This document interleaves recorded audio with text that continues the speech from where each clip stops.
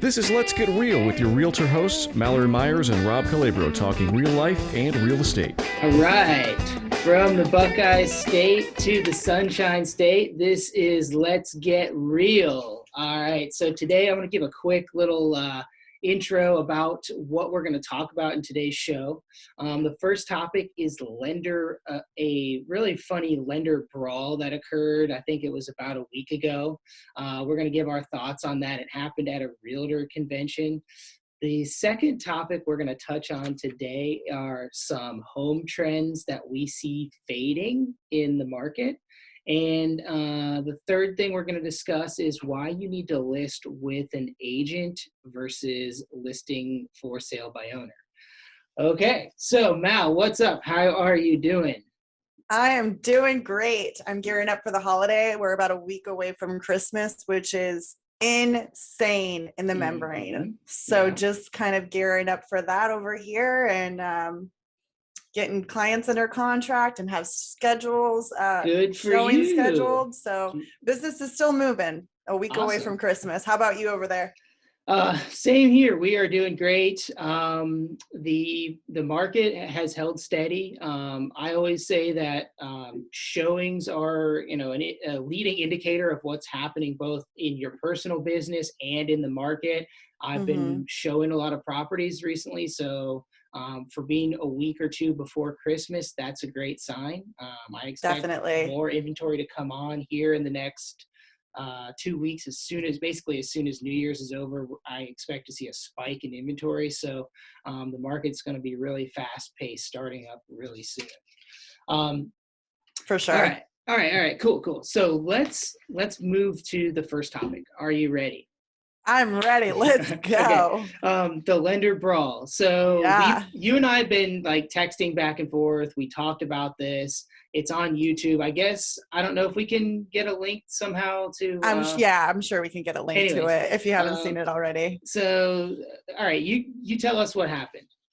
Well, honestly, I'm on the go so much. I follow a lot of realtors on social media, a lot of real estate content on social media. So the Broke Agent actually is where I saw it first. They're an Instagram account, Facebook account, and they're great, but they posted it and they kind of were just like trying to figure out what the context of the fight was. And, we all put our comments in and we all as realtors put our comments in about what we think it was about. And I put, it's buyers agents and listing agents going at it.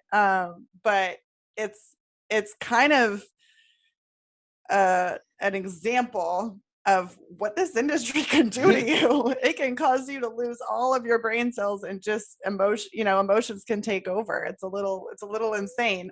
Obviously, I think alcohol was involved in that brawl as well. Yeah, absolutely. But it's crazy. I mean, I can see if you don't have the capacity to take on this industry as a lender, as a realtor, it's stressful. And if you don't go at it with a professional mindset that there's enough business for us all, that, it's not a competitive industry. It doesn't have to be a competitive industry, but it can be if that's how you look at it.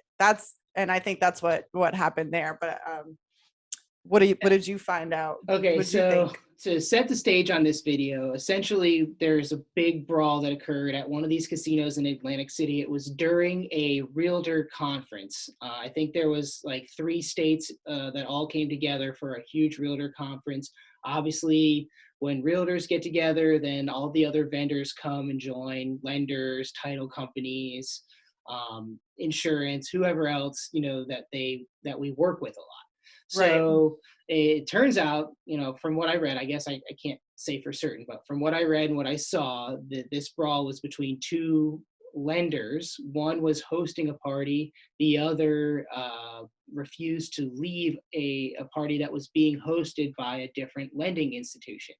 So kind of, obviously, like you said, alcohol involved, tensions got high, and turned out to be like a really crazy situation, but also for us kind of funny to watch, especially being that like it wasn't in Florida and it wasn't in Ohio. It was like in New York or New Jersey, so we weren't involved. But we're from an outside perspective, one, super unprofessional. Very. ridiculous.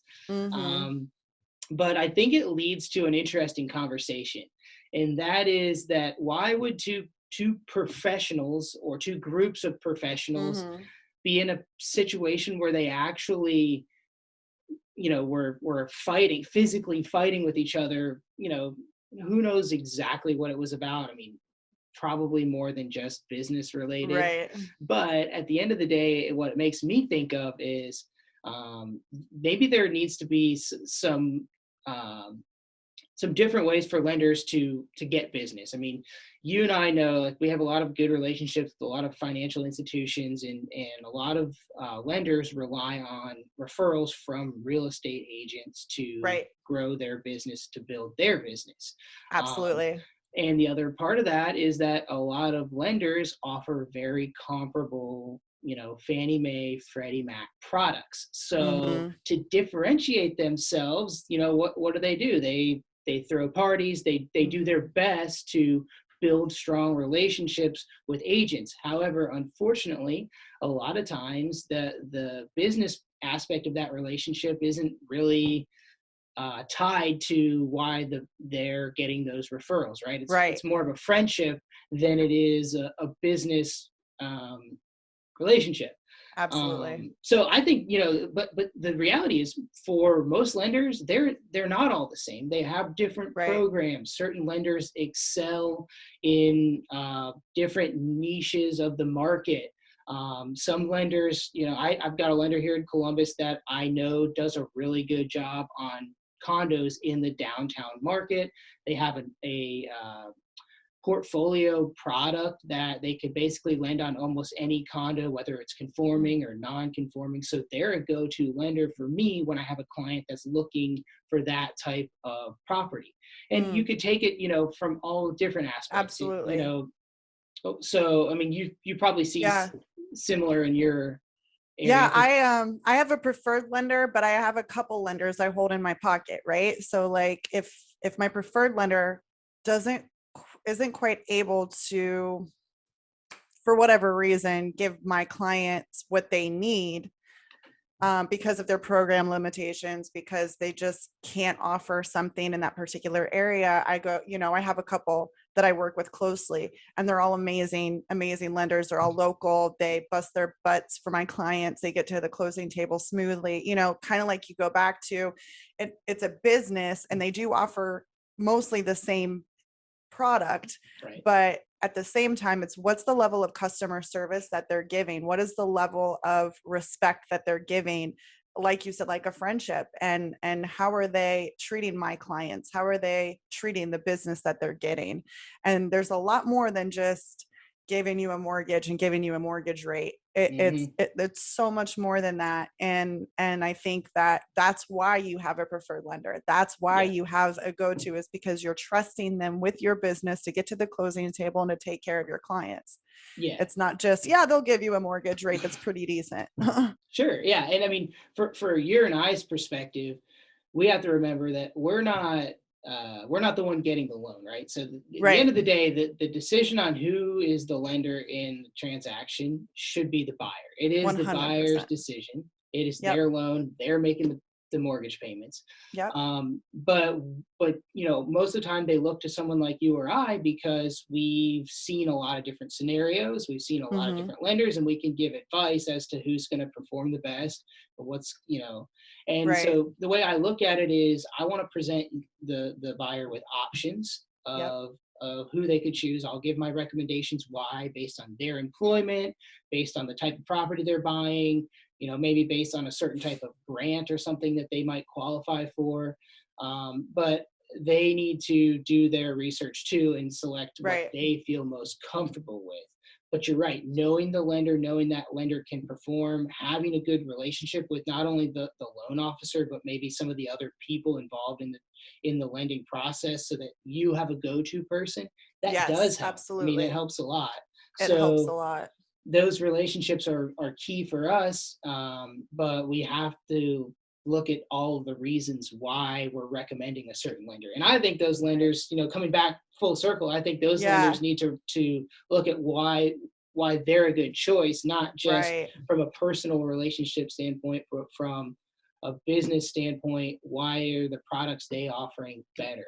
Right. What service are they offering as well? Like, what are they giving the clients? And it sounds like there might have been the two competitive lenders in the area, and people are bouncing back and forth. And obviously, if you can't take emotions aside, they're going to get the best of you. Yeah, and you brought up a funny comment about, like, could it be listing agents and buyer's agents going at it, which is obviously not the case. I mean, in what we do, like working with other agents, I feel like we tend to, or we're better off having good relationships with our, 100%. we Absolutely. you're going to get that situation where you clash with somebody because of, you're fighting for your client and they're fighting for their client and what have you. Yeah. But it is better for us to co-op and be well liked, because that actually helps you. 100%. Right. 100%. Because again, they say it's your listing, and then they have a listing down the road that your buyer wants. You want to always have a good reputation, always treat people with respect, always remember that we're on the same team. We want to get our clients under contract. If it doesn't work out, it doesn't work out, but as I mentioned in previous episodes, there are difficult agents. And so it's kind of a joke of, the listing agents right now are just coasting off easy business while the buyer's agents are busting their butts because we're trying to get our clients under contract. And you don't have to be a good listing agent right now. You could be a really crappy listing agent that just, puts their sign in the yard and holds an open house and can sell the house. Yeah. So, but we're going to talk about that at the end a little bit. Yeah. I mean, there is a difference between, good and great. Right. And, but you're right. A lot of agents, like we talked about previously, a lot of agents are inexperienced, but still getting opportunities. And if you're an experienced agent, then maybe you're helping your client take advantage of that other situation. Right. Yeah. All right. Well, okay. So we are going to discuss that more in a little bit. Do you want to jump to home trends? Yeah. Let's talk about home trends. Now that 2021 is about to wrap up, we're moving into 2022, and we're seeing a lot of shifts in designs and what people are attracted to when they go to a house and what people are turning away from. And so Rob and I found a couple really fun articles about the top, what is it, like the worst home design trends? Top 10 trends that were fading in the industry. Yeah, which there were some good. There were some that I wasn't really familiar with, but there were some good ones. All right, so let's talk about the first one that was on there. Number 10 was sliding barn doors. How do you feel about? So I have a love-hate relationship with them. Okay. My hatred side of it is I've seen them a lot in bathrooms.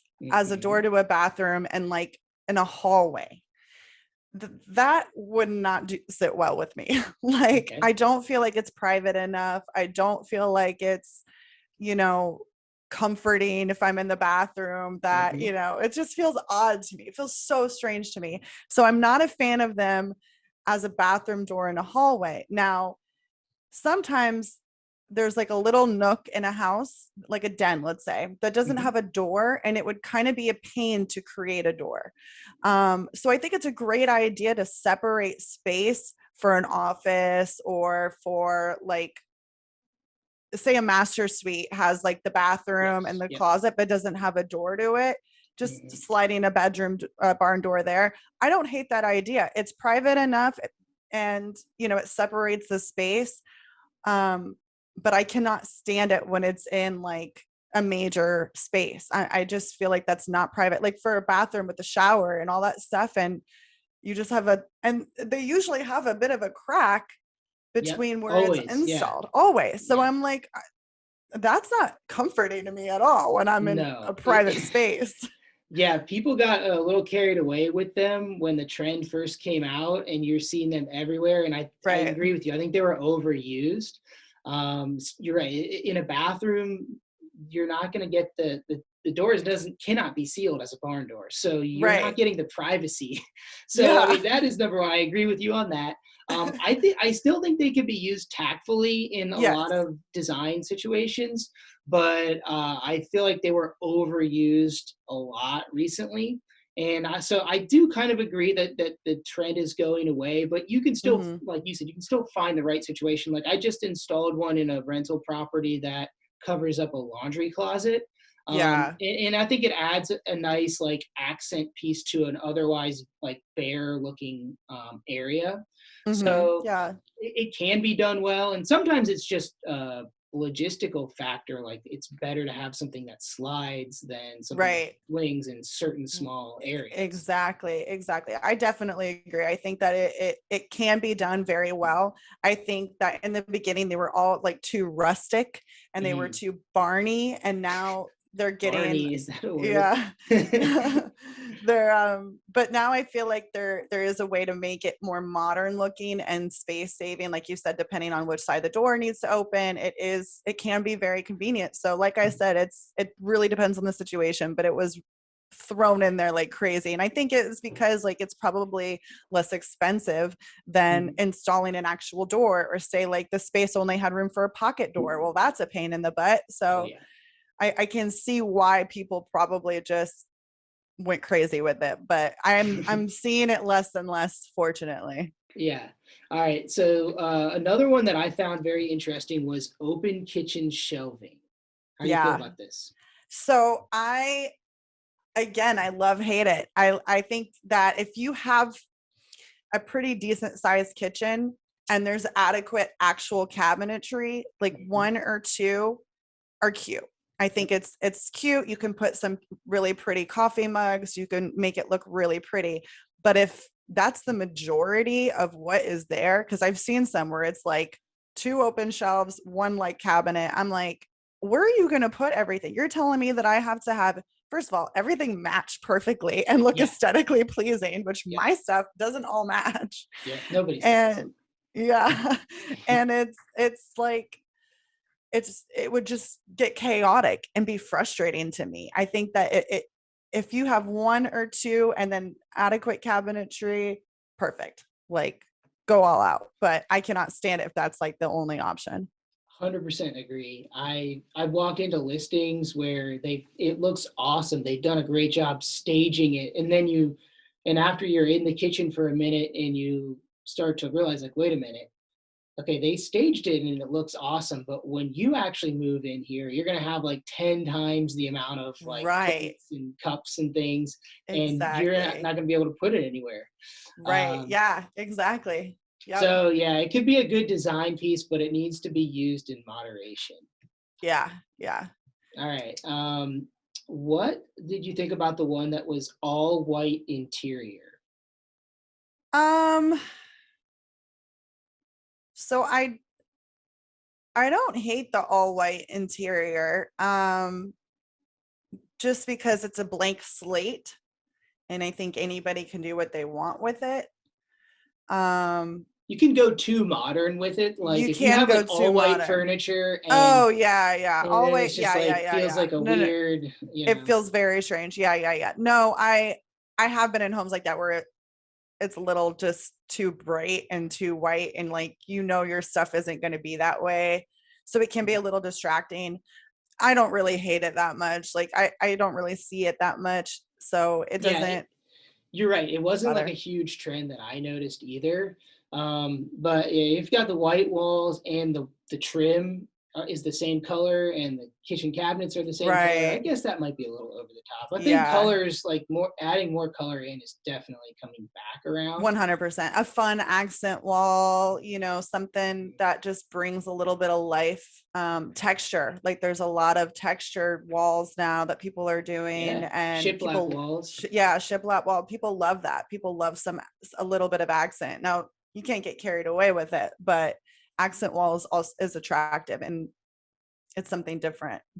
Yeah, I was actually in a model home yesterday, and they I was surprised. So they had all kinds of like they had it was very rustic, almost felt like a hunting lodge. It was so strange. Mm, They had like just like you're talking about accent walls with like basically wood.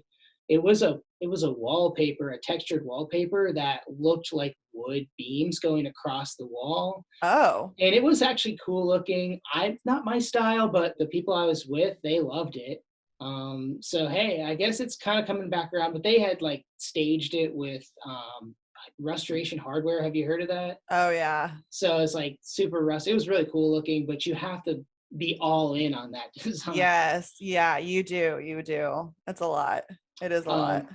All right. So the last one I liked from this list was the Tuscan themed kitchen trend, which Yeah. I want to see what you thought of it, because I'm Italian and I like Italian stuff. So Yes. part of me feels like there is a place for this, but certainly not in any type of property.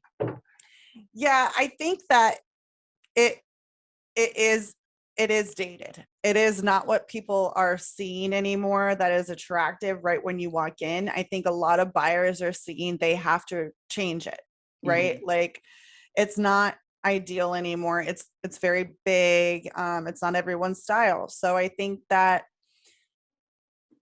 it like you said, there's a place, there's a way to appreciate it, and I think the right buyer would appreciate it, right? Yeah, Like what I might not like and what I think is going to be a lot of work to change, you might be like, oh, I love this, it reminds me of my family, I can see right, us, right. cooking here. I could see mom's meatballs, like, Yeah, the being made on the meatballs. stovetop. So it's just a personal preference. Again, I think to me, I don't hate it. I think that I feel warm and fuzzy when I'm, when I see them, because I think about, oh, like going to Rob's families and stuff like Yeah, that. Like it makes me feel like, Italian family. However, I don't think I could live in it. I think it would yeah. be overwhelming.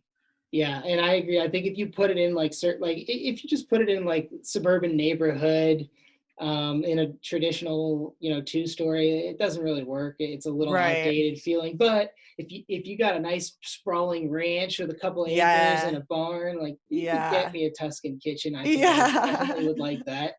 All right, what else did you like or dislike on that list? So it was interesting. And by the way, this article is National Association of Realtors. So it was it must have a lot of input, but the number one on the list was moss walls, Yeah. which is so interesting because I've shown a lot of homes in 2021 and have not seen a moss wall in a home. Now, I know that there are a lot of investors looking to get an Airbnb, right? To purchase Mhm. them for an Airbnb. So I think what is appealing if you're booking an Airbnb is anything that can be Instagram, right?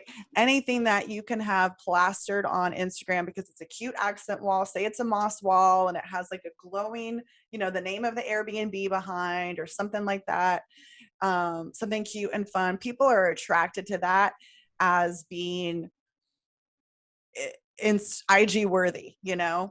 but as far as it being in a home that you permanently live in, ugh. Yep.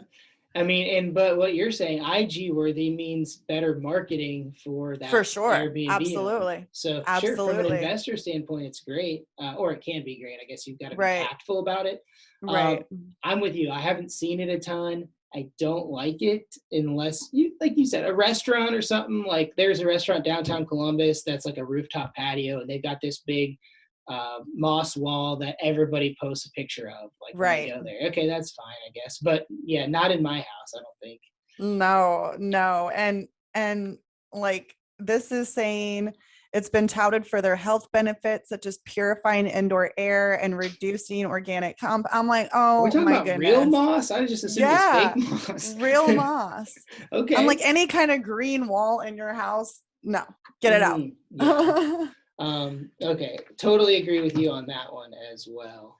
Um, all right. So Too funny. let's move to the last topic before we get to our tips of the day. Yeah.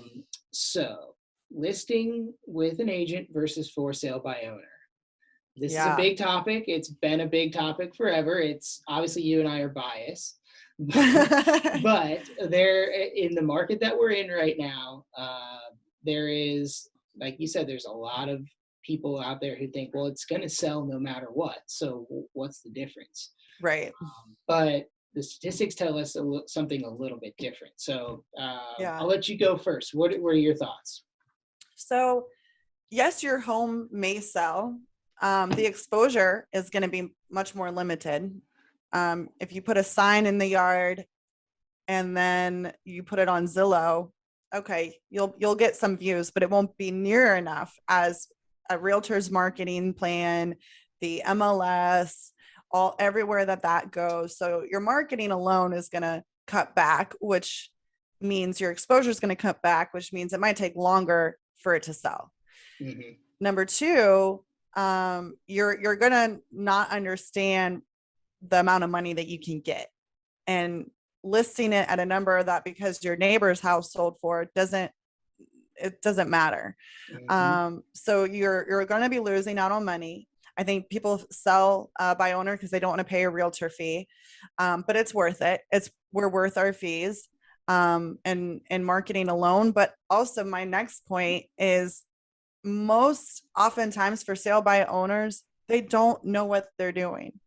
True. They don't understand the process of selling a home. And so I've had this happen to me where I pretty much had a double-sided deal because the seller had no idea what they were doing. So I had explained every single part of the process, which was exhausting. Mm-hmm. And I got paid less on that deal than normal because they just, put 2% or something like you had that. To negotiate it, yeah. And I had to negotiate, but they were afraid that I was taking advantage of them because they had no representation. They had no representation that knew and understood the job and understood the steps of the process. So they thought I was taking advantage of them on certain steps. Yeah. And I wish I could remember at this point. It was only a year ago, but a lot's happened since. But they were a little afraid of certain things, and I had to have a lot of conversations with them of the process. And then recently, another friend of mine said she was thinking about selling, by owner, and I said, okay, well, do you understand the contract? Do you understand the steps, like inspection, like appraisal, like, escrow? Like, do you understand everything that comes with the contract? And she's like, no, I have no idea. And I'm like, that's why you have representation. It's not just so we can take your money, it's to help you not be liable for a lot of things that come with a real estate transaction. That's my job. That's my job as a professional in the industry, is to help you walk through those steps. And I know what's legal. I know how it works. You're a doctor. I'm not going to go do heart surgery. I have no idea what the heck I'm doing. I wouldn't do it. I wouldn't do it. I barely would play operation, So like, you have a job that you do because you're good at it. I have a job I do because I'm good at it and I understand it. So I think that's obviously my little rant of for sale by owners, because you think that you can put a sign in the yard and you think that you can save money, but it will cause you a lot of stress. It will cause you a lot of frustration that you don't need to have. Yeah. I mean, okay, you brought up like 10 different things I wanted to mention. So I don't think I'm going to get to all of them, but there's a lot of good points that you're making. The first one is, I haven't seen the statistic in a while. I haven't bothered to look it up in a while, but last time I looked it up, the average for sale by owner property sold for about 14% below the average property listed by an agent. Mm-hmm. That alone is 8% below. Even if you paid a full 3% and 3%, a full 6% commission, you're still looking at an additional 8% on average. So, and the reason, a good portion of that reason is about exposure. The amount of people that are going to get exposed to your property through an agent is higher likely than as a for sale by owner. So that's number one, even in this market. Right. Number two, I feel like a lot of the maximizing your value, maximizing the amount you can sell your house for, is done in a couple of stages, but the first stage is home preparation. And if you can get an agent who knows what they're doing to help you prepare the home for sale, that's how we're going to achieve that top dollar when we take it to the market and expose it to as many buyers as we possibly can. Right. So you're probably missing out on those two things. And the other thing to think about is, even as a for sale by owner, you're likely going to end up paying a buyer's agent fee, which is going to be 2 or 3%. Probably, most people are going to ask for 3%. Mm-hmm. And so now you're only saving a few percentage points on the difference. And you've got, like you said, all the things that you're missing out on when you're being represented by somebody who's an experienced agent.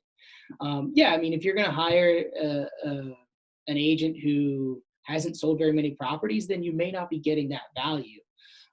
But if you're going to hire an agent who's got experience, who can help you, prepare the home for sale and help you get as many buyers as possible, then it's going to be worth that, whatever that amount is that you're going to pay them. And it's interesting. I was having this conversation with a family friend around Thanksgiving. Actually, they were telling me that they were going to sell their house in Punta Gorda, in your area, actually. Anyways, they mentioned that the agent they were hiring was reducing her commission because she said, it's easier right now for me. I don't have to work as hard, so I'll charge you a little bit less. And I said, well, that's great if that's what they choose to do. But my thought process is, that person, and it was a she that he was telling me about, she doesn't know how much work she's going to have to do on that listing. Mm-hmm. Because yeah, you might list it and receive multiple offers, but there are so many twists and turns that can take place once you receive your offer and accept the contract that, you're going to have to go through several stages of negotiation after negotiating the contract that you accept. Then you've got repair negotiations. You probably have appraisal negotiations. And if that buyer terminates, then you've got to put the property back on the market. You've got to go through another set of negotiations. So as a listing agent, even though the market is super hot and you might get a ton of offers, it's still a lot of work to negotiate and navigate through 10 offers. And then in this market, we know buyers are getting buyer's remorse and terminating more often, to then have to put the property back on the market, negotiate through another 5 or 6 offers, then go through repair negotiations. And all this time, it's your expertise in the different scenarios that could occur that are where you earn your value. Yes. You don't know right off the bat when you sign that listing contract what type of work you're going to necessarily have to do. But you need to be prepared for all of it. So as an agent, I don't think it's that smart to say that it's easier in this market, because I don't know that it is. Yeah, I really don't think it is either. And I think that it's tough sell when somebody, as we talked about earlier, listing agents and everybody's fighting for a listing right now. And the competitiveness of it, agents are decreasing their commission to get the listing. And that's, again, like where you bring up your value on that listing appointment and say, there might be somebody that's willing to do it for 2% or 3% and split 1.5 with each agent. But and the buyer's agent is going to see that it's 1.5%, and they might not tell you, they'll probably do what they can to their client for them not to put an offer on that house, because they know the amount of work that they're going to have to do for 1.5%. Absolutely. If I saw this happen in the market last spring. And if you've got 2 listings in the same neighborhood that come on at the same time, and this specific scenario actually occurred, and I had a buyer that looked at both. One was 1.5%, one was a 3%. And the 1.5%, the other one got multiple offers. The one with the lower offering commission was still on the market, and I received a call from that agent after the weekend asking for feedback because they hadn't received an offer. And I thought, interesting, 2 houses, same neighborhood, similar price point. So as a seller, you've got to consider that as a factor. There's probably other things involved. I'm not saying that's the only reason, but like we would never steer our client to not put an offer on a home they wanted because of commission. I've gotten a low commission and as long as my client is happy, it's worth whatever I get. Absolutely. I've definitely have done that, and it stinks because you definitely feel like I worked this hard for a little bit of money, but it'll always turn around where I don't work as hard and I get a lot of money. So it evens out. So I feel like the good realtors, regardless of what the commission is, they're going to do what's best for their clients. but it is telling if you're the cheaper agent trying to Mhm. get a deal, like agents don't respect that. No, I mean, and you can like, we can't speak for we can speak for ourselves. Right. And you're right. Absolutely. Fiduciarily, yes, you're going to take your client to the property and get them whatever's the best fit for them. And you can always negotiate that buyer agent Yeah. side commission. Um, but that doesn't mean that every agent looks at it the same way. Think about it. If Yeah. if you're working, the average agent only sells 4 homes a year. Okay. And Mm, that's not you or I, of course, but the right. average one. So if you're working that hard just to sell 4 homes, subconsciously, you're not going to want to take your client to a property that's only going to provide you half the commission than most listings. Yeah. And so even if you tell yourself that, like, you're not going to do that, there might be something that still, like, somehow holds you back.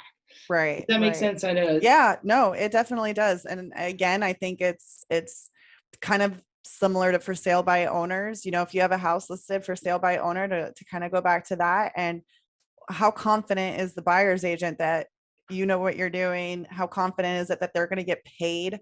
Hmm. Like Oh yeah. how it's it's just so much easier not to list by owner unless you know what you're doing. Like Rob, if you listed a house, obviously for sale by owner, would trust. But Right. most people are just throwing a sign in the yard saying that they're going to sell it and not know what they're doing. Yeah, I mean, you're not, in most cases, you're not saving enough money to mitigate the risks and the possibility that you're probably going to receive less money. And to be honest, as an investor, I look for sale by owner properties because I feel like it's an opportunity that I might get a good deal. And the Yeah. reality is, if you're listing and representing yourself going up against somebody who knows what they're doing, you might be taken advantage of.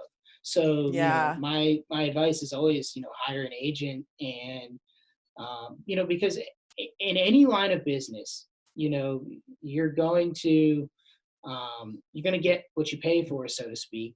And so professionals are going to hire a professional to do the job of a professional. Right. You get what you pay for. Plumber, electrician, Hmm. roofer. You want them to make sure the job is done well, right? Same Hmm. thing with your real estate professional. You want to make sure that you're covered legally, that you have someone fighting on your behalf, that they know what they're doing.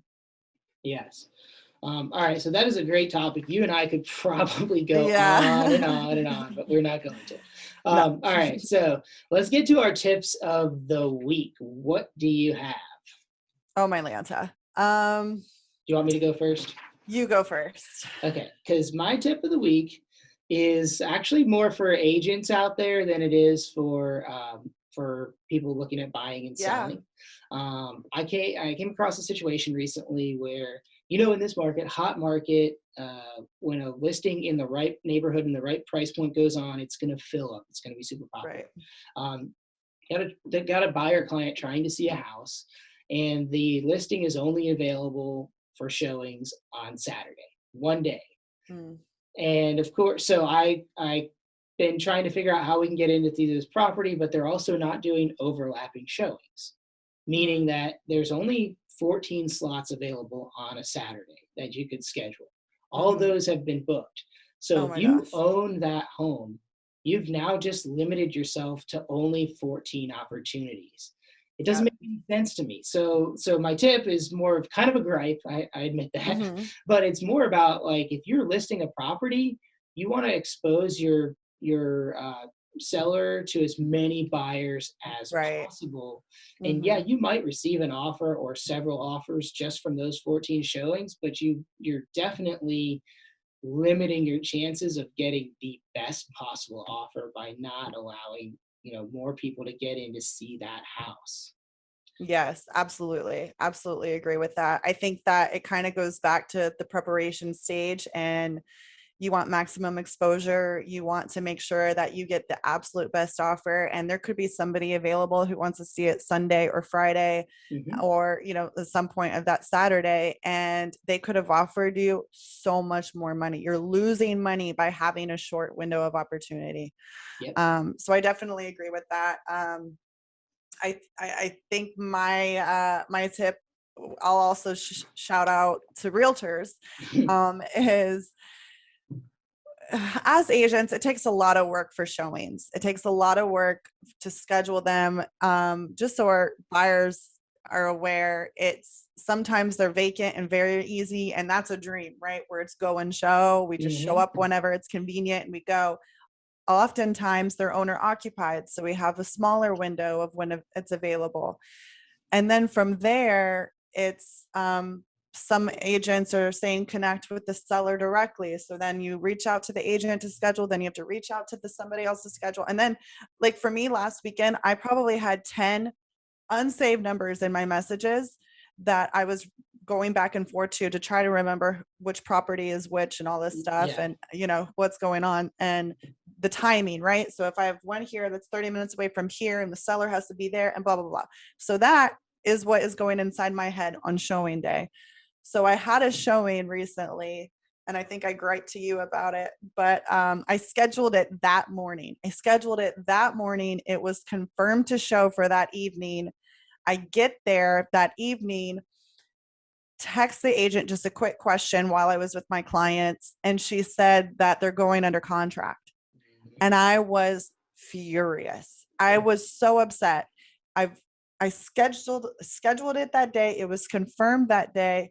Why is it going under contract? Why wouldn't you even let me see it? Or why wouldn't you communicate to me, hey, just so you know, we have a pretty good offer. But why, as a listing agent, if you know you have a showing, why would you accept an offer? Because my offer might have been better. Absolutely. Yeah. I mean, not only is it inconvenient for you and your buyer, but they could be limiting the price they could receive from another opportunity. You're right. So they should have either contacted you ahead of time with, a courtesy call to give you the situation, or they should have let the showing occur and got your feedback right away to say, hey, are you submitting an offer? You better do it quickly. That type of thing. Right. Yeah. But It was an injustice to the seller, and also like wastes our time. Yep. For sure. 100%. And it happens. You see it happen, but the best you can do is do your heart, do your best and get in there. Yeah. I mean, but I think a lot of people understand, like, this is a challenging market, and it is. That's I think not on you. It's on. That's absolutely true. And it is challenging. And when you see your buyers get buyer fatigue and they get excited about a house, and you schedule it that day, and then you get to the house and they're already going under contract, it's defeating. Yeah. And it's sad for us to continue to feel like we're letting our clients down, even though it's not us. It just can feel defeating on us sometimes. And so when you think you can get into a property, you are, hopeful for your buyers to get under contract on something, and it's 30 minutes away. You know what I mean? It's exhausting on us. It's exhausting on them. And it's more disheartening for me, in my opinion, for my clients to have to tell them bad news when they were excited about something. Yeah. I mean, but what I would say to your client is, don't get discouraged, because there are people buying every day, and there's people selling every day. Yep. So even though you might've missed out a few times, you're going to hit one of them. And a lot of times you find that that the one you missed out on that you're discouraged was actually not going to be a good one anyway. 100%. And you find a better opportunity. Absolutely agree with you. Absolutely. And that's that's exactly what I tell my clients. I said, new listings hit the market every single day. You could wake up tomorrow and that be the house that you get, and that is meant for you. Yep. It's absolutely talking them down from the feeling of defeat, the feeling of fatigue. It's encouraging them. It's saying, I'm going to be here for you no matter how long it takes, because I will see it to the end. And if they need to wait a little bit longer, if they want to take a break, I'm still going to be doing my job, and I'm always going to be here for you. So it's constantly having those pep talks when situations like that arise. It's to stay encouraged. And I think that's a tip for clients, is to stay encouraged. It's not just you. It's happening to a lot of people. I'm having conversations with my clients to at the beginning to have the expectation that you're going to feel a lot of feelings along the way, and it's Mhm. normal, and it's part of the process, and just feel them, but know you're not alone, and know it's normal. Yep. And that we'll be here as realtors every step of the way. So it's just back. It's listing agents, have the courtesy to the showing agents, and for us as realtors to encourage our clients that it will happen. Yep. Yep. I agree with you. So, all right. Awesome. Good tip from you. And this is a good show we had. A lot of good topics, a lot of fun topics. So, Yeah. we will have more like that coming up next time. But if I don't talk to you, have a great holiday. Happy New Year's coming up, and a Merry Christmas as well. Crazy. It is Thank you. You crazy. too, Rob. I'm excited for you and your first Christmas with Luca. Yeah, it'll be So fun. exciting. All right. All Well, happy right. holidays. Yep. Talk to you later.